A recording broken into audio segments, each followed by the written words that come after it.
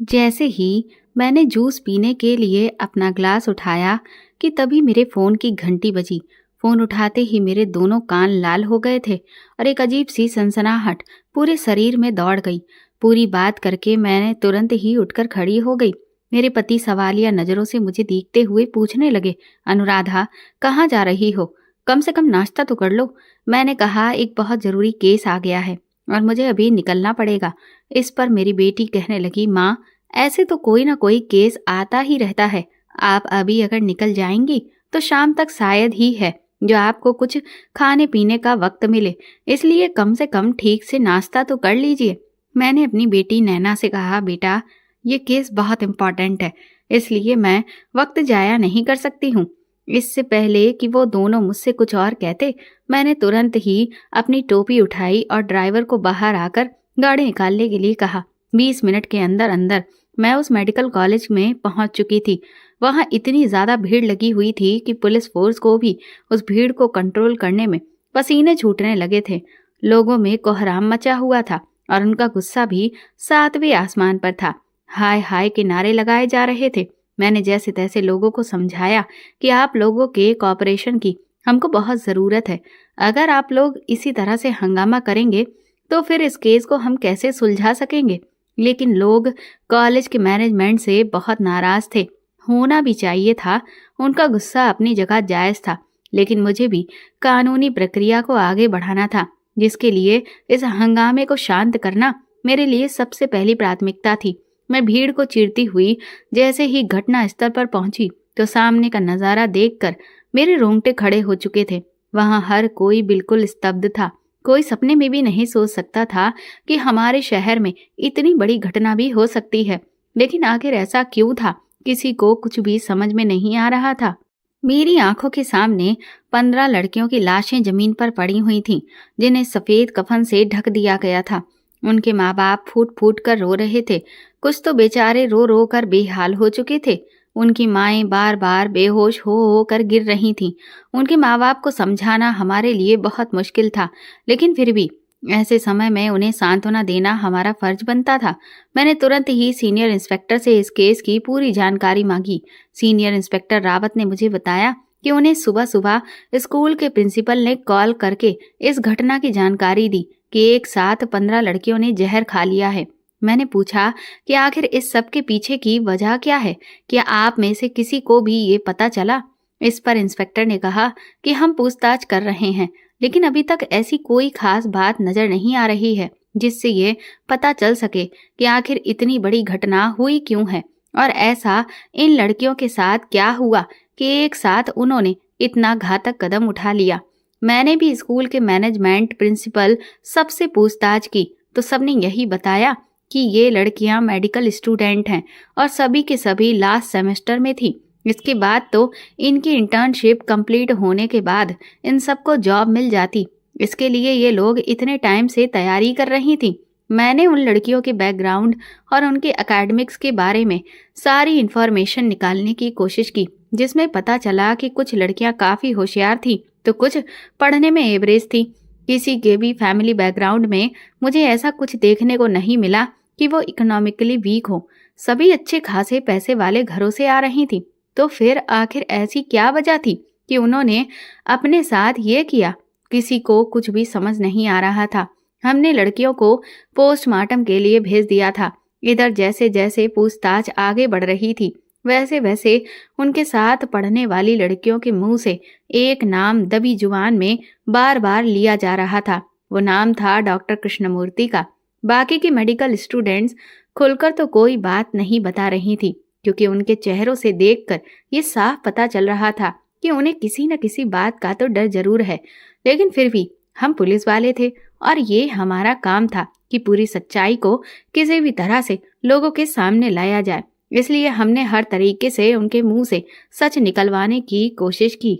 लेकिन लड़कियों का कहना यही था कि उन्हें ज़्यादा कुछ तो इस बारे में नहीं पता है, लेकिन हाँ, ये लड़कियां डॉक्टर कृष्णमूर्ति के पास काफ़ी आती जाती थीं, क्योंकि उन सभी लड़कियों का कनेक्शन डॉक्टर कृष्णमूर्ति से निकल रहा था। इसीलिए अब सब शक की सुई डॉक्टर कृष्णमूर्ति पर घूम चुकी थी। मैंने इंस्पेक्टर रावत को डॉक्टर कृष्णमूर्ति की पूरी कुंडली निकालने के लिए बोल दिया। 2 दिन के अंदर अंदर ही वो मेरे पास डॉक्टर कृष्णमूर्ति की हर एक जानकारी लेकर के आ चुका था। डॉक्टर कृष्णमूर्ति कुंवारे थे, उन्होंने शादी नहीं की थी। इसके साथ ही साथ उन्होंने मेडिकल की फील्ड में बहुत बड़ी बड़ी खोजें की हुई थी। कई सारी बीमारियों का इलाज डॉक्टर कृष्णमूर्ति ने ढूंढ लिया था, जिसके लिए उन्हें बहुत सारे प्राइजेस और सम्मान भी मिल चुके थे। क्योंकि डॉक्टर कृष्णमूर्ति ने अपनी पढ़ाई इसी कॉलेज से की थी, इसीलिए देश विदेश में भी बड़े बड़े काम करने के बाद डॉक्टर कृष्णमूर्ति को जब इसी कॉलेज में पढ़ाने का ऑफर दिया गया तो उन्होंने इसे झट से स्वीकार कर लिया, क्योंकि उन्हें शुरू से ही इस कॉलेज से बहुत लगाव था। यहाँ तक कि डॉक्टर कृष्णमूर्ति को भारत सरकार की तरफ से पद्म विभूषण देने के लिए भी नॉमिनेट किया गया था। ये सब जानने के बाद मेरा दिमाग बुरी तरह से उलझ चुका था। इतने बड़े दर्जे का इंसान, इतना पढ़ा लिखा और जिसने समाज के लिए इतनी बड़ी खोज की, समाज की सेवा की, न जाने कितने लोगों को डॉक्टर कृष्णमूर्ति ने मुफ्त में चिकित्सा देकर ठीक किया था। तो फिर ऐसे इंसान का नाम इतने बड़े कांड से आखिर कैसे जुड़ सकता था? मुझे तो कुछ भी समझ में नहीं आ रहा था। अगर डॉक्टर कृष्णमूर्ति के बैकग्राउंड को ध्यान में रखा जाए तो इस बात पर विश्वास करना बहुत मुश्किल था कि उनका इस केस से कोई भी ताल्लुक रहा हो। लेकिन क्योंकि किसी भी इंसान का बैकग्राउंड ये साबित नहीं करता कि वो कोई भी अपराध नहीं कर सकता है, क्योंकि इंसान के दिमाग का कोई भरोसा नहीं। कब कौन किस चीज के लिए क्या कर बैठे ये कोई नहीं जानता।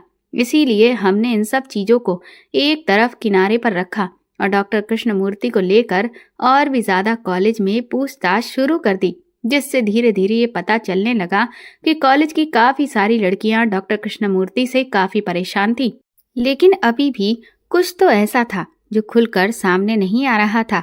इसी बीच मुझे पता चला कि डॉक्टर कृष्णमूर्ति के एक असिस्टेंट भी हैं, डॉक्टर कुमार। मैंने सोचा कि क्यों ना वो उनके असिस्टेंट हैं, तो हो ना हो उन्हें तो डॉक्टर कृष्णमूर्ति के बारे में काफी कुछ पता होगा। इसलिए मैंने डॉक्टर कुमार से पूछताछ करना शुरू किया। डॉक्टर कुमार ने भी पहले तो कृष्णमूर्ति को लेकर बहुत तारीफ की, लेकिन जब मैंने उनसे सख्ती से पूछताछ की तो उन्होंने दबी जुबान में यही कहा कि हाँ, ये बात सच है कि कॉलेज की काफी सारी लड़कियां डॉक्टर कृष्णमूर्ति से बहुत परेशान थीं, क्योंकि वो उन्हें नंबर देने में बहुत आनाकानी करते थे, जबकि लड़कियां बहुत मेहनत करती थीं। और यहाँ से डिग्री कंप्लीट करने के बाद जब यही लड़कियां इंटर्नशिप के लिए आगे जाती हैं तो उनके एकेडमिक मार्क्स बहुत मायने रखते हैं। एक एक नंबर से हर लड़की का भविष्य बन भी सकता है और बिगड़ भी, क्योंकि हर एक नंबर उनकी नौकरी की दिशा को तय करता है। लेकिन क्योंकि डॉक्टर कृष्णमूर्ति के हाथ में ये अथॉरिटी आ चुकी थी, जिस वजह से वो लड़कियों को अपने मनमानी ढंग से चलाते थे। मैंने डॉक्टर कुमार से थोड़ा सा प्रेशर डालते हुए कहा कि अपनी मनमानी ढंग से चलाते थे से आपका क्या मतलब है? इस पर डॉक्टर कुमार ने कहा कि वो तो मुझे नहीं पता, लेकिन बस मैंने सिर्फ लड़कियों के मुंह से ही सुना था कि कृष्णमूर्ति सर उन पर अपनी मनमानी करते हैं। इससे ज्यादा मुझे कुछ भी नहीं पता है। सब कुछ बहुत उलझा हुआ लग रहा था। कुछ भी समझ नहीं आ रहा था कि आखिर इस सब के पीछे असली गुनाहगार कौन है, क्योंकि अगर कोई एक अपने साथ ऐसा करता तो समझ में आता कि किसी की कोई पर्सनल प्रॉब्लम होगी, लेकिन एक साथ 15 लड़कियों का इतना बड़ा कदम उठा लेना ये साफ इशारा कर रहा था कि जरूर इसके पीछे कोई बहुत बड़ी साजिश है, या कोई इतना बड़ा प्रेशर जिसके बारे में कोई सोच भी नहीं सकता। लेकिन आखिर वो क्या था, ये सवाल दिन रात मुझे परेशान करता रहता था। इधर हम पर ऊपर से भी बहुत प्रेशर बनता जा रहा था, जिससे हम जल्द से जल्द इस केस को सॉल्व कर सके, क्योंकि ये केस अब बहुत हाई प्रोफाइल बन चुका था। लेकिन एक तरफ हमें इस बात की भी सख्त हिदायत दी गई थी कि जब तक हमें डॉक्टर कृष्णमूर्ति के खिलाफ कोई भी पक्का सबूत ना मिले तब तक हम उन पर हाथ नहीं डाल सकते हैं, क्योंकि डॉक्टर कृष्णमूर्ति कोई छोटी मोटी हस्ती नहीं थे। वो एक बहुत बड़ी शख्सियत है। उनका नाम देश के जाने माने विशेषज्ञों में आता था, इसलिए उन पर बिना किसी ठोस सबूत के हाथ डालने का मतलब ये था कि अपने आप को खुद ही आग के हवाले कर देना। लेकिन सबसे बड़ी मुसीबत तो यही थी कि कोई भी ठोस सबूत हमारे हाथ लग ही नहीं रहा था। लेकिन हमें नहीं पता था कि आने वाले कल में जो सच्चाई हमारे सामने खुलकर आने वाली है, उसे जानते ही हम सब के पैरों तले से जमीन निकलने वाली थी। उस वक्त मैं अपने ऑफिस में ही बैठी हुई थी कि तभी इंस्पेक्टर रावत मेरे पास उन सभी लड़कियों की पोस्टमार्टम रिपोर्ट को लेकर आया। मैंने जब उनका चेहरा देखा तो वो घबराहट से लाल हो चुका था और उनके माथे पर पसीने की बहुत सारी बूंदें थीं। मैंने इंस्पेक्टर रावत से पूछा कि आखिर इस रिपोर्ट में ऐसा क्या है जो आप इतना ज्यादा परेशान हैं। रावत ने कहा कि मैडम, आप खुद ही इस रिपोर्ट को खोलकर देख लीजिए, आपको पता चल जाएगा कि मैं इतना परेशान क्यों हूँ। मैंने जैसे ही उस रिपोर्ट को खोला तो मैं तो अपनी कुर्सी से उठकर ही खड़ी हो गई, क्योंकि इस सच्चाई के बारे में तो कभी कोई सोच भी नहीं सकता था। हम तुरंत ही मेडिकल कॉलेज के लिए निकल गए। वहां पहुंचते ही जैसे ही हमने प्रिंसिपल ऑफिस में पहुंचकर डॉक्टर कृष्णमूर्ति के बारे में पूछा तो प्रिंसिपल भी बुरी तरह से घबरा गए। वो कहने लगे कि आखिर बात क्या है। मैंने फिर प्रिंसिपल को पोस्टमार्टम रिपोर्ट में आई सच्चाई के बारे में जब सब कुछ बताया तो वो भी बुरी तरह से लड़खड़ा गए। मैंने कहा कि अब हमें डॉक्टर कृष्णमूर्ति को गिरफ्तार करना पड़ेगा, क्योंकि हमें उनका टेस्ट करना है। प्रिंसिपल ने कहा कि मैडम, आप ऐसा कैसे सोच सकती हैं? डॉक्टर कृष्णमूर्ति एक बहुत ही अच्छे प्रोफेसर हैं, उन पर शक करना आपकी बहुत बड़ी भूल होगी। मैंने कहा कि ये बात आप कह रहे हैं, लेकिन आपके कॉलेज में पढ़ने वाले बच्चे इसका बिल्कुल उल्टा बोल रहे हैं, और फिर हकीकत क्या है उसका पता लगाने के लिए हमें डॉक्टर कृष्णमूर्ति को गिरफ्तार करना ही पड़ेगा, क्योंकि आप जो सच्चाई सामने आई है उसके पीछे कौन है ये पता लगाना हमारे लिए बहुत जरूरी है। प्रिंसिपल सर कहने लगे कि लेकिन मैडम, आप समझने की कोशिश कीजिए, अगर आपने डॉक्टर कृष्णमूर्ति को गिरफ्तार किया तो बहुत बड़ा हंगामा खड़ा हो जाएगा। मैंने कहा कि हंगामा तो वैसे ही खड़ा हो ही चुका है।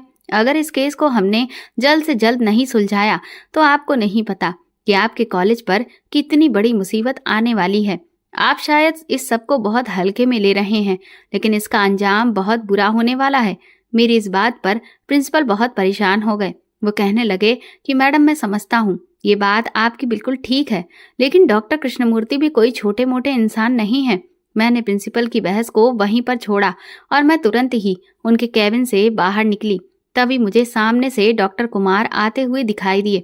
उन्होंने खुद से ही आकर मुझसे पूछा, मैडम, आप यहाँ कैसे? क्या इस केस को लेकर आपको कुछ पता चला है?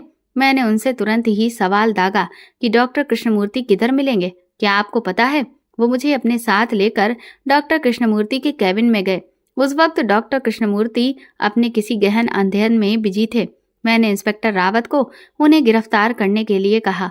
डॉक्टर कृष्णमूर्ति हमसे पूछने लगे कि आखिर उन्हें गिरफ्तार क्यों किया जा रहा है। मैंने फिर उन्हें बताया कि पोस्टमार्टम रिपोर्ट में क्या सच्चाई खुलकर आई है। दरअसल उस रिपोर्ट में ये निकला था कि वो सभी 15 की 15 लड़कियां पेट से थीं। कोई 2 महीने के गर्भ से थी, तो कोई 3, तो कोई 4, और हो ना हो उन सब के मरने की वजह इसीलिए एक थी, क्योंकि वो सब की सब पेट से थी। लेकिन अब ये पता लगाना था कि उनके साथ ऐसा करने वाला आखिर कौन था। डॉक्टर कृष्णमूर्ति कहने लगे, तो क्या मैडम आपको मुझ पर शक है? मैंने कहा कि आप यही समझिए। डॉक्टर कृष्णमूर्ति ने कहा कि आप ऐसा मेरे बारे में सोच भी कैसे सकती हैं? वो सब मेरी बेटियों की जैसी थी, और अपनी बेटियों के साथ भला कुछ ऐसा मैं कैसे कर सकता हूँ? मुझे भी उन सब के जाने का बहुत दुख है, और मैं भी चाहता हूँ कि इस सब के पीछे जो भी गुनाहगार है वो पकड़ा जाए, लेकिन मुझ पर शक करके आप बहुत बड़ी गलती कर रही हैं। मैंने कहा कि अगर आप सच में उन लड़कियों को इंसाफ दिलाना चाहते हैं तो फिर इस पूरी जांच पड़ताल में हमारा सहयोग करें। मेरी इस बात पर डॉक्टर कृष्णमूर्ति बिल्कुल शांत हो गए, और फिर वो चुपचाप ही चलकर हमारे साथ हमारी गाड़ी में बैठ गए। डॉक्टर कृष्णमूर्ति को हम उस अस्पताल में जांच के लिए लेकर गए जहां पर अक्सर हमारे यहाँ आने वाले मुजरिमों की मेडिकल जांच कराई जाती थी। डॉक्टर कृष्णमूर्ति ने मेडिकल जांच में किसी भी तरह की कोई भी परेशानी नहीं दिखाई, बल्कि उन्होंने सारी जांचों को चुपचाप अच्छे से कराया, जिसे देखकर मुझे ये लगने लगा कि शायद मैं उनके बारे में गलत सोच रही हूँ। शायद गुनाहगार कोई और ही है। आखिर मैं इतने सालों से इतने सारे मुजरिमों को पकड़ चुकी थी, और अब मुझे इंसान के चेहरे के हाव भाव को देखकर बहुत जल्द ये समझ आ जाता था कि ये इंसान मुजरिम है या नहीं। और डॉक्टर कृष्णमूर्ति के चेहरे पर तो बिल्कुल शांति छाई थी। वो किसी भी तरह से परेशान नहीं दिख रहे थे, बल्कि मुझे वो संतोष दिख रहा था जो एक बेगुनाह के दिल में होता है, जो उस इंसान के मन में होता है, जिसे भरोसा हो कि ऊपर वाला सच्चाई सबके सामने खुद ब खुद ले आएगा। मेडिकल जांच के बाद हमने डॉक्टर कृष्णमूर्ति को 24 घंटे के लिए अपनी निगरानी में उनके घर पर ही भेज दिया। जब तक उनका गुनाह साबित नहीं हो जाता या कोई ठोस सबूत हाथ नहीं लगता, तब तक हम लोग डॉक्टर कृष्णमूर्ति को जेल में नहीं रख सकते थे। लेकिन हाँ, हम उन्हें यूं खुला भी नहीं छोड़ सकते थे। इसीलिए हमने उन्हें उनके ही घर पर भिजवा दिया और वहां पर पुलिस वालों को भी उनकी निगरानी के लिए तैनात कर दिया। अगले दिन शाम को जो रिपोर्ट सामने आई, उसे देखकर मेरे तो रोंगटे ही खड़े हो गए थे, क्योंकि पहली बार जीवन में ऐसा हुआ था कि मैं किसी गुनहगार को पहचान नहीं पाई थी। मेरा अंदाजा गलत निकला था, क्योंकि वो रिपोर्ट उन सभी 15 लड़कियों के पेट में जो बच्चा था, उनके डीएनए से मैच कर गई थी। ये सच्चाई जैसे ही सबके सामने आई और ठोस सबूत हमारे हाथ लगा, हमने तुरंत ही जाकर डॉक्टर कृष्णमूर्ति को गिरफ्तार कर लिया और उन्हें जेल में डाल दिया। उस मेडिकल कॉलेज में तो हड़कंप मच चुका था। अब तो हर कोई तरह तरह की बातें कर रहा था और जो लड़कियां पहले दबी जुबान में डॉक्टर कृष्णमूर्ति के बारे में तरह तरह की बातें कर रही थीं, वो थोड़ा खुलकर सामने आने लगी थी और कहने लगी कि डॉक्टर कृष्णमूर्ति बिल्कुल भी अच्छे इंसान नहीं थे। वो लड़कियों का फायदा उठाने की कोशिश करते थे, लेकिन कभी भी किसी ने उनके सामने जुबान नहीं खोली, क्योंकि हर किसी को अपने करियर की चिंता थी। लेकिन आज देखो, भगवान ने इंसाफ अपने आप ही कर दिया है। गुनाहगार का गुनाह कभी नहीं छुपता और आज डॉक्टर कृष्णमूर्ति को उनके कर्मों की सजा मिल गई है। इसके बाद डॉक्टर कृष्णमूर्ति पर केस चला। ये खबर अखबारों की सुर्खियों में आ चुकी थी। चारों तरफ हाहाकार सा मचा हुआ था। हर कोई इसी केस को लेकर बात कर रहा था। कुछ लोग तो इस खबर में और भी ज्यादा मिर्च मसाला लगाकर लंबे चौड़े शब्दों में लोगों के सामने इस न्यूज को परोस रहे थे और खूब सारे पैसे कमा रहे थे। डॉक्टर कृष्णमूर्ति की पहली पेशी जब कोर्ट में की गई, तो हमारे हाथ में जो भी सबूत आए थे, उनको हमने जज साहब के सामने पेश कर दिया, जिसके बिना पर डॉक्टर कृष्णमूर्ति को जेल भेजने का फरमान सुना दिया गया। क्योंकि डॉक्टर कृष्णमूर्ति एक बहुत बड़े विशेषज्ञ थे और उन्होंने समाज में अपना जो योगदान दिया था, उसे भी कोर्ट ने नजर में रखा, जिसके आधार पर जज साहब ने 2 महीने बाद की अगली तारीख मुकर्रर की और कहा कि तब तक अगर कोई भी ऐसा सबूत हमारे हाथ नहीं लगता जिसमें यह साबित हो सके कि डॉक्टर कृष्णमूर्ति का इस केस से बिल्कुल भी कोई नाता नहीं है, तो फिर डॉक्टर कृष्णमूर्ति को जो भी जायज सजा होगी वो दे दी जाएगी। हर तरफ हर कोई यही बात कर रहा था कि अब तो डॉक्टर कृष्णमूर्ति को फांसी की सजा से कोई भी नहीं बचा सकता। मैं जिस जेल में जेलर थी, उसी में डॉक्टर कृष्णमूर्ति को भेजा गया था। वहां पर ले जाकर उन्हें बंद कर दिया गया। उस वक्त भी वो बिल्कुल शांत थे। उनके चेहरे पर मुझे किसी भी प्रकार की कोई परेशानी दिखाई नहीं दे रही थी। न जाने क्यों मेरा दिल बार बार मुझे चिल्ला चिल्ला कर कह रहा था कि आदमी बेगुनाह है, लेकिन जो रिपोर्ट में आया था उसे मैं नजरअंदाज तो नहीं कर सकती थी, क्योंकि वो साफ तौर पर पक्का सबूत था। इसीलिए मुझे यही लगा कि कभी कभी ऐसा भी होता है कि इंसान के तजुर्बे भी कई बार फेल हो जाते हैं, और डॉक्टर कृष्णमूर्ति के मामले में भी मेरे साथ यही हुआ था। मैं उन्हें गुनहगार शायद इसीलिए एक्सेप्ट नहीं कर पा रही थी, क्योंकि उन्होंने अब तक जो भी काम किए थे वो भी कहीं ना कहीं मेरे दिल के और दिमाग पर छाए हुए थे, जिस वजह से मेरा दिल ये मानने को तैयार ही नहीं था कि एक आदमी इतना बड़ा गुनाह भी कर सकता है। लेकिन हकीकत यही थी कि उन्होंने ऐसा ही किया था। लेकिन इस केस से मैं बहुत ज़्यादा डिस्टर्ब हो गई थी। मुझे समझ नहीं आ रहा था कि एक ऐसा इंसान जो इतना बड़ा विशेषज्ञ था, जिसे समाज में इतना मान सम्मान मिला, जिसे सरकार की तरफ से इतना बड़ा अवार्ड दिया जाने वाला था, जिसकी जिंदगी में शोहरत और दौलत की कोई कमी नहीं थी, तो फिर उसने इतना घिनौना काम आखिर कैसे कर लिया? क्या उसका जमीर मर गया था? कभी कभी इंसान की फितरत का अंदाजा लगा पाना किसी के बस की बात नहीं होती।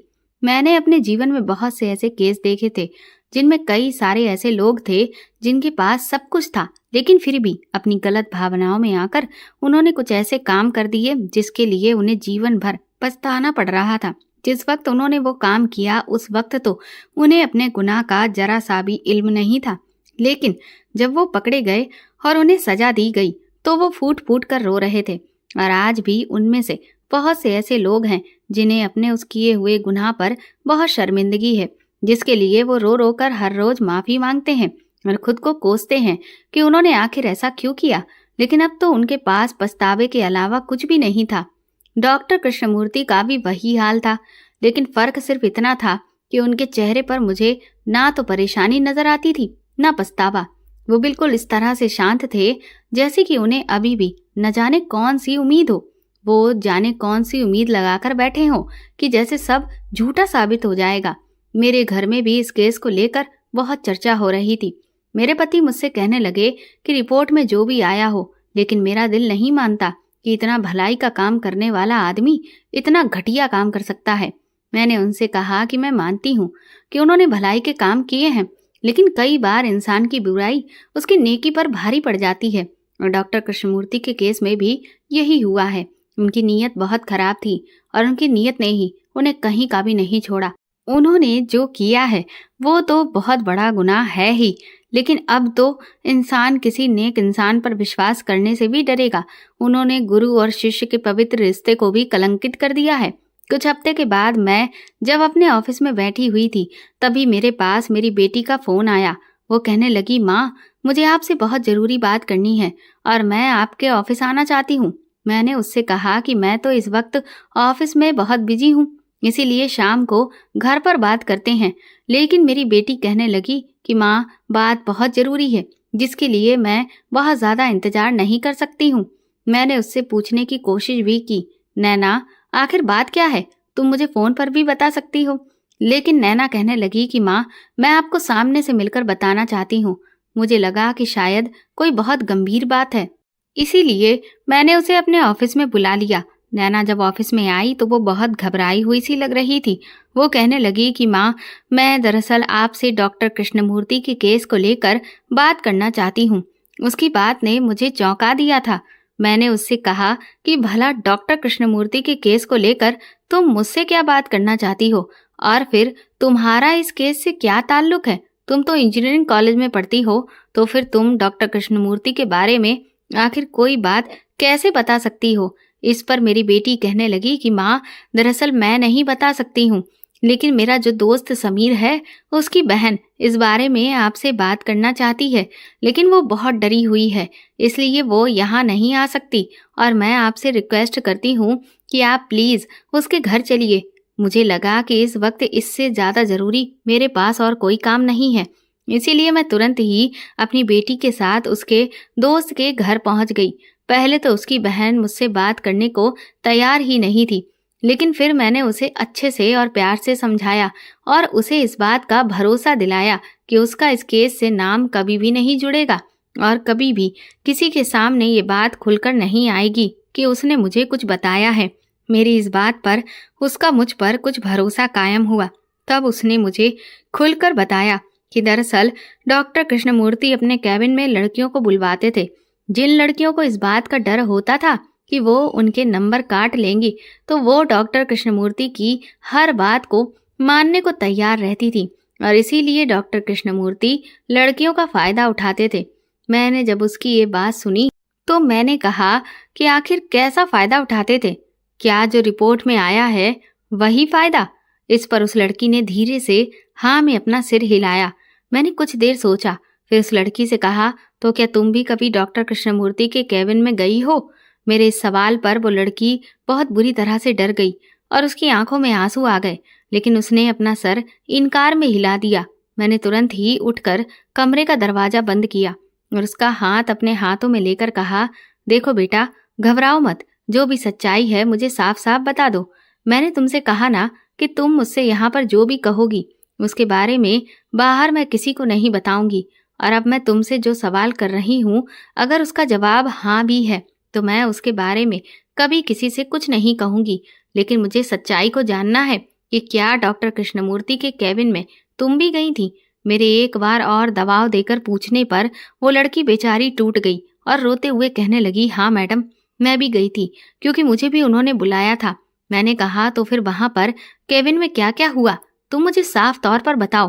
वो लड़की कहने लगी, दरअसल जब मैं केबिन में पहुंची तो वहां पर कोई भी नहीं था। सामने टेबल पर एक छोटा सा पेपर था जिस पर लिखा हुआ था कि पास में रखी हुई इस काली पट्टी को अपनी आंखों पर बांधकर सामने कुर्सी पर बैठ जाओ और इसके बाद तुम्हें कुछ भी बोलने की कोई इजाजत नहीं है। मैं तो क्योंकि पहले से ही डरी हुई थी, इसीलिए मैंने चुपचाप उस पट्टी को बांध लिया और कुर्सी पर जाकर बैठ गई। थोड़ी ही देर के बाद कमरे में एक अजीब सी खुशबू आने लगी और फिर आगे क्या हुआ मुझे कुछ भी पता ही नहीं चला। मैंने कहा, तो फिर तुम्हारे साथ क्या कुछ? इस पर वो लड़की रोने लगी, कहने लगी, जी मैडम, उस वक्त तो मुझे कुछ पता नहीं चला, शायद मैं बेहोश हो गई थी और जब मुझे होश आया तो मैंने अपना हाल बहुत बुरा देखा। उस वक्त भी केबिन से डॉक्टर कृष्णमूर्ति जा चुके थे। मैंने अपनी पट्टी खोली और खुद की हालत को ठीक किया और सबकी नज़रों से बचती हुई मैं बाहर आ गई। उस लड़की के मुंह से पूरी सच्चाई सुनकर मुझे डॉक्टर कृष्णमूर्ति पर बहुत गुस्सा आ रहा था। इतना नीच इंसान मैंने अपने जीवन में कभी भी नहीं देखा था। मैंने उस लड़की को पानी पिलाया और उसे अपने सीने से लगाकर सांत्वना दी और उससे कहा कि तुम घबराओ मत, मैं उस डॉक्टर को छोड़ने वाली नहीं हूँ। उसे फांसी के फंदे तक मैं हर हाल में पहुंचाकर ही रहूंगी और तुम बिल्कुल भी फिक्र मत करना। ये बात सिर्फ और सिर्फ तुम्हारे और मेरे बीच में ही रहेगी। मैं भी एक बेटी की माँ हूँ और बहुत अच्छे से समझती हूँ कि एक बेटी की इज्जत पूरे परिवार के लिए और खुद बेटी के लिए कितनी महत्वपूर्ण होती है। वहां से निकलकर मैं सीधा जेल पहुंची। मुझे डॉक्टर कृष्णमूर्ति पर बहुत गुस्सा आ रहा था और मैं उस पर अपना गुस्सा निकालने के लिए उसकी बैरक की तरफ जा रही थी। इधर रात काफी हो चुकी थी, लगभग काफी सारे कैदी सो चुके थे।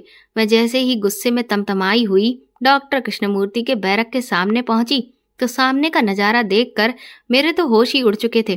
कृष्णमूर्ति उस वक्त घुटनों के बल जमीन पर बैठा हुआ था और उसके दोनों हाथ जुड़े हुए थे। सामने ऊपर रोशनदान से चांद की रोशनी छनकर जाली से बैरक के अंदर आ रही थी और डॉक्टर कृष्णमूर्ति के आंखों से लगातार आंसू बह रहे थे और वो ऊपर देखते हुए कह रहे थे, मैं जानता हूँ भगवान कि तुम कभी भी किसी के साथ नाइंसाफी नहीं कर सकते हो और मेरे साथ भी तुम ये नहीं होने दोगे। मुझे डर इस बात का नहीं है कि मुझे फांसी हो जाएगी, बल्कि डर इस बात का है कि ये जो बदनामी मेरी हो रही है वो मेरे लिए किसी भी मौत से ज़्यादा बदतर है। मैंने पूरी जिंदगी सिर्फ नेकी की राह पर चलते हुए ही बिताई है। हमेशा मैंने लोगों का भला किया। अपनी पूरी जिंदगी मैंने सुकून से जी, क्योंकि मैंने कभी भी अपने ज़मीर के खिलाफ जाकर कोई काम नहीं किया और अब मैं एक सुकून की मौत मरना चाहता हूँ। लेकिन ये जो घटिया कलंक मेरे माथे पर लग चुका है, अगर उसे मिटाए बिना मैं इस दुनिया से गया तो मेरी आत्मा को कभी भी सुकून नहीं मिलेगा। जिन बच्चियों को मैंने हमेशा अपनी बेटियों की तरह माना, उन्हीं बेटियों के साथ इतना घिनौना काम करने का इल्जाम मुझ पर लगाया गया। इसके बारे में सोचकर ही मेरी आत्मा फट चुकी है। न जाने ये सब क्या हुआ और कैसे हो गया, लेकिन मेरी तुझसे यही प्रार्थना है कि मेरा तुझ पर अब तक जो विश्वास है वो कायम रखना और ना सिर्फ मेरे माथे पर लगा हुआ ये कलंक मिटा देना, बल्कि उन बेटियों को भी इंसाफ दिलाना, क्योंकि मैं भी चाहता हूँ कि मेरी बच्चियों के साथ ऐसा कृत्य करने वाले हैवान को उसके गुनाहों की सजा मिले। सबको लगता है कि असली गुनाहगार मैं हूँ, जबकि मुझे डर इस बात का है कि वो राक्षस तो अभी भी बाहर खुलेआम घूम रहा है और ना जाने वो आगे और भी न जाने कितनी बेटियों को नुकसान पहुंचा सकता है। ये कहते हुए डॉक्टर कृष्णमूर्ति फूट फूट कर रोने लगे और उन्होंने अपने हाथों में अपने चेहरे को छुपा लिया। मैं जो उस वक्त अपने सीने में ज्वालामुखी का गुबार लेकर उस बैरक के पास पहुंची थी, कृष्णमूर्ति की बातों को सुनकर वो बिल्कुल ठंडा पड़ चुका था। मैं चुपचाप वहां से वापस लौट आई। अब तो मेरा दिमाग चकराने लगा था। मुझे समझ में नहीं आ रहा था कि ये सब हो क्या रहा है। क्या वो डॉक्टर नाटक कर रहा था? लेकिन आखिर वो नाटक क्यों कर रहा था? वहां तो कोई भी उसे देखने वाला नहीं था। ना तो ऐसा है कि उसके आसपास कहीं कैमरे लगे हैं जो कोई उसे ये सब ड्रामा करते हुए देखे, या फिर वो सच में बेगुनाह है। मेरे दिल और दिमाग में एक जंग सी छिड़ गई थी। दिल कह रहा था कि ये डॉक्टर बेगुनाह है, लेकिन दिमाग कह रहा था कि जो सबूत सामने है उन्हें दुनिया की कोई भी ताकत झुटला नहीं सकती है और उसके हिसाब से गुनाहगार तो डॉक्टर कृष्णमूर्ति ही है। पूरी रात मेरे दिमाग में उधेड़ बुन चलती रही। कुछ समझ नहीं आ रहा था कि आखिर मैं क्या करूं। ऊपर वाले से मैं प्रार्थना कर रही थी कि वो ही कोई रास्ता दिखाए, क्योंकि मैं नहीं चाहती थी कि किसी भी बेगुनाह को सजा मिले।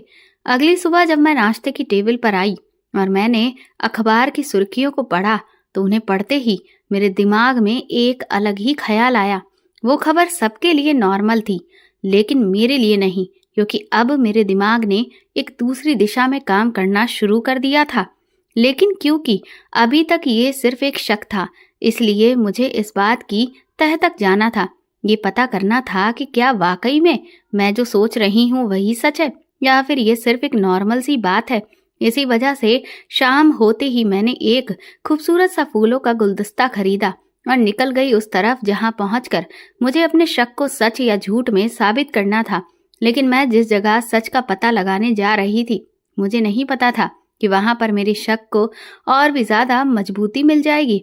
शायद ऊपर वाला भी अब मुझे खुद ब खुद रास्ता दिखा रहा था। वहां पर मैंने जो कुछ भी देखा, उसे देखकर मैंने अब फैसला कर लिया कि मैं अब इस मामले की एक एक परत को दोबारा से खोलूंगी। लेकिन सच का पता लगाने के लिए मुझे किसी के सहारे की जरूरत थी, जो कि उस मेडिकल कॉलेज से ही जुड़ा हुआ हो। और इसीलिए मैं एक बार फिर से अपनी बेटी के दोस्त की बहन के पास मदद के लिए पहुंची। पहले तो वो मेरी मदद करने से बहुत डर रही थी, लेकिन मैंने जब उसे भरोसा दिलाया कि मैं उसके साथ हूँ और उसके करियर पर कोई भी बात नहीं आएगी, तब उसने मेरी मदद करने के लिए हाँ कर दी। और फिर मैंने उसे जिस काम के लिए भेजा था वो उसमें कामयाब भी हो गई। मैंने एक बार फिर से उस लड़की से एक एक बात के बारे में पूछा कि किस तरह से डॉक्टर कृष्णमूर्ति उसको अपने कैबिन में बुलाते थे, और जब उसने मुझे विस्तार से एक एक पॉइंट दोबारा से बताया तो मुझे कुछ कुछ बातें समझ आने लगी थी। 3 दिन के बाद डॉक्टर कृष्णमूर्ति के केस की आखिरी सुनवाई थी और उसमें उन्हें फांसी की सजा मिलना लगभग पूरी तरह से तय हो चुका था। लेकिन उससे पहले ही मुझे सारे सबूतों को फिर से जुटाना था। जिस दिन सुनवाई थी उस दिन मुझे बहुत बेचैनी हो रही थी, क्योंकि जिस सबूत का मैं इंतजार कर रही थी वो अभी तक मेरे हाथ में नहीं आया था। कुछ ही घंटे के बाद हम सब लोग कोर्ट रूम में पहुंच चुके थे। वहां पर बहुत भीड़ थी। हर कोई इस केस के फैसले को सुनना चाहता था। चर्चाओं का बाजार बहुत तेजी से गर्म था, लेकिन मुझे बहुत बेचैनी हो रही थी। मुझे लग रहा था कि कहीं अगर सही समय पर मेरे हाथ में वो ठोस सबूत नहीं आया तो आज एक बेगुनाह को सजा हो जाएगी। इधर जैसे ही केस की सुनवाई पूरी हुई और जज साहब ने अपना फैसला सुनाने के लिए प्रक्रिया को आगे बढ़ाया, मेरी नजर बेचैनी से कोर्ट रूम के दरवाजे पर जाकर ठिठक गई। न जाने इंस्पेक्टर रावत कहाँ थे। मैं उनका बहुत बेसब्री से इंतजार कर रही थी, लेकिन वो अभी तक आए ही नहीं थे। इसलिए मैंने गुस्ताखी करते हुए जज साहब को फैसला सुनाने से रोक दिया, जिससे वो थोड़ा नाराज हुए। लेकिन मैंने उनसे रिक्वेस्ट की कि वो कुछ देर का इंतजार कर ले, क्योंकि अगर उनके हाथों आज एक बेगुनाह को सजा मिली तो उन्हें भी जिंदगी भर अफसोस रहेगा और ये कानून के ऊपर एक बहुत बड़ा धब्बा भी लग जाएगा। मेरी बात को जज साहब ने समझा और उन्होंने मुझे सिर्फ 5 मिनट का समय दिया। ये 5 मिनट मेरे लिए किसी लंबी सदी से भी ज्यादा गुजरे थे। ऐसा लग रहा था कि ये समय जैसे मेरी ही जिंदगी और मौत का सवाल बन गया हो। जैसे ही इधर 5 मिनट खत्म हुए, वैसे ही उधर जज साहब ने अपनी कलम को उठा लिया। लेकिन तभी ऐन मौके पर इंस्पेक्टर रावत हाँफते हुए कोर्ट रूम में पहुंचे और उन्होंने भागकर तुरंत ही मेरे हाथ में वो रिपोर्ट पकड़ाई। मैंने भी उस रिपोर्ट को जज साहब के सामने पेश कर दिया। जैसे ही जज ने उस रिपोर्ट को पढ़ा, उनके माथे पर बल पड़ गए और उनकी आंखें हैरत से बड़ी बड़ी हो गईं। एक नज़र उन्होंने मुझसे मिलाई और तुरंत ही जज साहब ने कोर्ट रूम में खड़े हुए पुलिस ऑफिसर्स को डॉक्टर कुमार को गिरफ्तार करने के लिए बोल दिया। डॉक्टर कुमार को कुछ भी समझ नहीं आ रहा था। वो बुरी तरह से चिल्लाने लगा, छटपटाने लगा, बोला कि ये सब क्या हो रहा है। मुझे इस केस में झूठा फंसाने की कोशिश की जा रही है। आखिर मुझे गिरफ्तार क्यों किया जा रहा है? जज ने चिल्लाकर उससे कहा कि शोर मचाने की आपको जरूरत नहीं है, क्योंकि आपके खिलाफ ठोस सबूत हमारे हाथ लग चुका है। अभी भी उस आदमी को कुछ समझ नहीं आ रहा था और कोर्ट रूम में मौजूद हर शख्स, डॉक्टर कृष्णमूर्ति भी इस वक्त बहुत हैरान थे। जैसे ही डॉक्टर कुमार को कटघरे में खड़ा किया गया, डॉक्टर कृष्णमूर्ति के वकील ने उनके सामने वो सबूत रखा जिससे ये साबित हो गया था कि उन लड़कियों के साथ जो इतना घिनौना काम किया गया है वो डॉक्टर कृष्णमूर्ति ने नहीं बल्कि डॉक्टर कुमार ने किया था। लेकिन डॉक्टर कुमार अपने गुनाह को कबूल करने के लिए तैयार ही नहीं था। तभी मैंने कृष्णमूर्ति के वकील को अगला गवाह पेश करने के लिए बोला।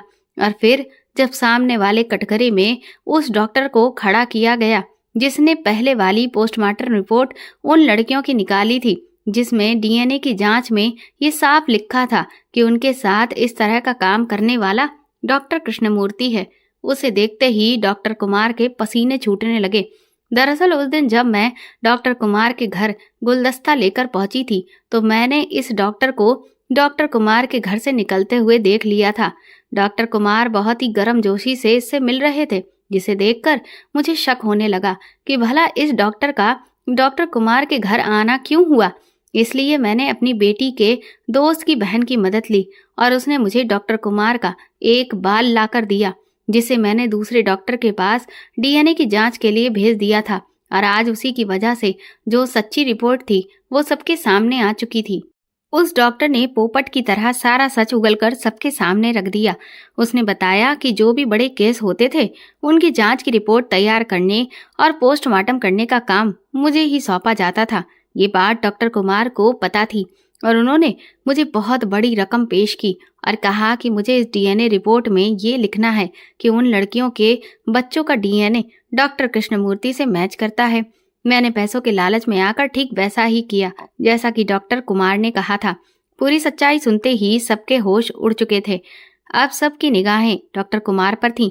पहले तो वो हकलाने लगा, लेकिन फिर मैंने जैसे ही उसके सामने वो अखबार पेश किया जिसकी बड़ी बड़ी हेडलाइंस में ये लिखा हुआ था कि पद्म विभूषण के लिए अगला नाम डॉक्टर कुमार का रिकमेंड हो गया है, तब डॉक्टर कुमार को समझ आ गया कि मुझे उसकी पूरी साजिश पता चल चुकी है। मैंने डॉक्टर कुमार से कहा कि अब आप सच बताते हैं या नहीं। डॉक्टर कुमार पूरी तरह से खिसिया चुका था क्योंकि उसके सारे मंसूबों पर पानी फिर गया था और इसीलिए उसने अब तक जो अच्छाई का चोला ओढ़ रखा था उसे निकाल कर फेंक दिया और अपने असली हैवान वाले रूप में आ गया। वो चिल्ला चिल्ला कर कहने लगा कि हाँ, मैंने ही ये सब कुछ किया है क्योंकि मैं पिछले 5 साल से इस मेडिकल कॉलेज में जी तोड़ मेहनत कर रहा था। मैंने दिन रात एक कर दिया था ताकि मेरा भी नाम चिकित्सा के क्षेत्र में सबसे ऊंचाइयों पर हो। लेकिन ये डॉक्टर कृष्णमूर्ति, मैं कोई भी काम करता पर इसकी वजह से मेरा कोई भी नाम नहीं लेता था। हर जगह सिर्फ इसे ही सम्मान मिलता था और मैं सिर्फ इसका असिस्टेंट बनकर ही रह गया था। मुझसे ये सब बर्दाश्त नहीं हो रहा था। ये सब तो था ही, लेकिन फिर जब भारत सरकार से पद्म विभूषण जैसा बड़ा सम्मान मिलने की बात आई तो कॉलेज के सभी लोगों ने इसी का नाम सरकार के पास भेजा। उन्हें मेरा ख्याल तक नहीं आया। इससे मैं बहुत बुरी तरह से चिढ़ गया था। अब मैंने सोच लिया था कि मुझे कुछ भी करके इस डॉक्टर कृष्णमूर्ति को अपने रास्ते से हटाना है, क्योंकि अगर एक बार ये मेरे सामने से हट गया तब सबकी नजरों में सिर्फ मैं दिखाई दूंगा। लेकिन मैं एक ऐसा रास्ता अपनाना चाहता था जिससे ये मेरे रास्ते से भी हट जाए और उसने जितना भी अब तक नाम कमाया है वो सारा मिट्टी में भी मिल जाए। मैं चाहता था कि लोग इस पर थूकें, इसे गालियां दें, इसकी इतनी बदनामी हो कि ये शर्म से डूब के मरने के बारे में सोचे। इसीलिए मैंने फिर इसके खिलाफ चाल चली। लास्ट ईयर में जो भी बच्चे पढ़ रहे थे मैंने उनके कान भरने शुरू किए कि डॉक्टर कृष्णमूर्ति उनके नंबरों को काट रहे हैं, क्योंकि डॉक्टर कृष्णमूर्ति के पास इतना समय नहीं होता था कि वो हर बच्चे से पर्सनली बात कर सके। इसीलिए उनके असिस्टेंट के तौर पर मैं ही बाकी के स्टूडेंट से जुड़ा हुआ था और उन्हें जो भी प्रॉब्लम्स होती थी वो मेरे द्वारा ही डॉक्टर कृष्णमूर्ति तक पहुंचाते थे। और जब उन लड़कियों ने मुझसे ये कहना शुरू किया कि मैं डॉक्टर कृष्णमूर्ति से इस बारे में बात करूं कि वो उनके नंबर छोटी छोटी चीज़ों में ना काटें बल्कि उन्हें थोड़ा सा सपोर्ट करें ताकि आगे वो जिस भी अस्पताल में नौकरी पाना चाहती हैं उन्हें वहां आराम से जॉब मिल जाए, मैंने इस बात का फायदा उठाया और एक एक लड़की को अलग से इस बात के लिए राजी किया कि अगर वो डॉक्टर कृष्णमूर्ति की ये शर्त मान जाए कि उनके साथ बस कुछ वक्त बिता ले तो डॉक्टर कृष्णमूर्ति उन्हें इतने अच्छे नंबर दे देंगे कि उनका करियर 7वें आसमान पर पहुंच जाएगा। वो लड़कियां बेचारी बहुत डरी हुई थीं और वो इस बारे में किसी से बात भी नहीं कर सकती थी। इसीलिए उनकी हिम्मत को तोड़ने में मुझे बहुत ज़्यादा वक्त नहीं लगा और वो मेरी इस शर्त को मान गई। मैंने उन्हें बता दिया कि उन्हें किस तरह से चुपचाप किस समय कैबिन में जाना है और वहाँ पर जो जैसा इंस्ट्रक्शन दिया जाए चुपचाप वैसा करना है। लड़कियों ने ठीक वैसा ही किया। वो डॉक्टर कृष्णमूर्ति के केबिन में जाती थीं और मैं कृष्णमूर्ति की हैंडराइटिंग की नकल करके एक पेपर पर पहले ही लिखकर रख देता था कि वो अपनी आंखों पर काली पट्टी बांधकर सामने कुर्सी पर बैठ जाएं। मैं लड़कियों को हमेशा तभी डॉक्टर कृष्णमूर्ति के केबिन में भेजता था जब वो कहीं बाहर होते थे, और फिर उसके बाद मैं एक केमिकल उन लड़कियों को सुंघा देता था और इसके बाद मैं वो काम करता था जिस मकसद के लिए मैंने उन्हें वहां पर बुलाया था। और फिर जब लड़कियों को होश आता था तो वो अपना जो हाल देखती थीं उससे उन्हें यही लगता था कि उनके साथ जो भी कुछ हुआ है उसका जिम्मेदार डॉक्टर कृष्णमूर्ति ही है। और इस तरह से मैंने हर एक लड़की के जहन में डॉक्टर कृष्णमूर्ति को लेकर जहर घोलना शुरू कर दिया था। फिर धीरे धीरे मैं अपने उस रास्ते पर आगे बढ़ चुका था जहां मैं पहुंचना चाहता था।